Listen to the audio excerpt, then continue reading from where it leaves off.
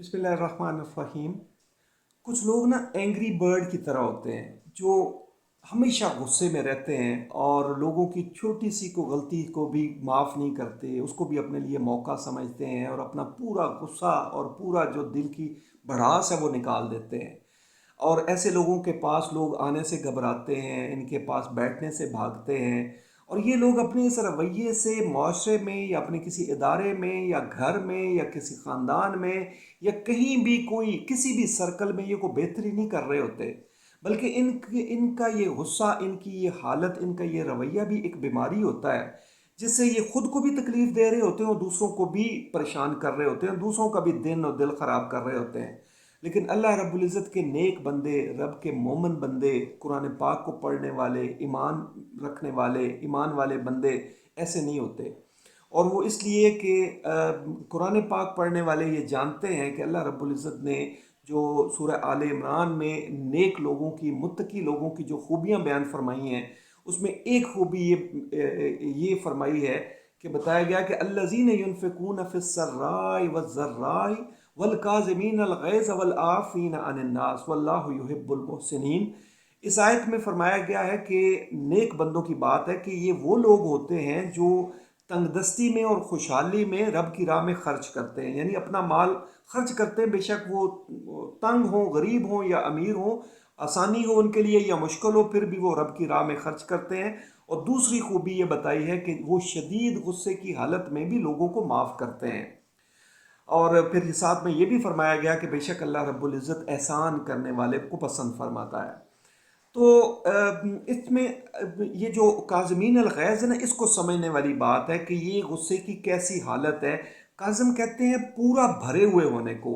ये नाक का जो सुराख है ना, नेज़ल पैसेज जिसे हम कहते हैं, उसको भी कहा जाता है। तो ये गुस्से की वो हालत इस लफ्ज़ से बयान की गई है कि गुस्सा, इतना गुस्सा कि इंसान जो है वो नाक तक भरा हुआ हो। जैसे गुस्से की हालत होती है ना कि जो नाक से धुएं निकलने शुरू हो जाते हैं, तो गुस्से की वो हालत। और दूसरा लफ्ज़ जो गैज़ है वो भी गुस्से की एक हालत को डिस्क्राइब कर रहा है, यानी बयान कर रहा है।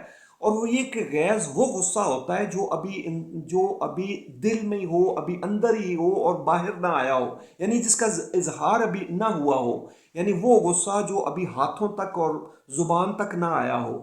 तो फिर जब इंसान फट पड़े और गुस्सा उसका ज़ाहिर हो जाए उसकी ज़ुबान से या उसके हाथों से, गुस्से का इजहार हो जाए, तो फिर हालत बदल जाती है, फिर गैज़ से गज़ब की हालत आ जाती है।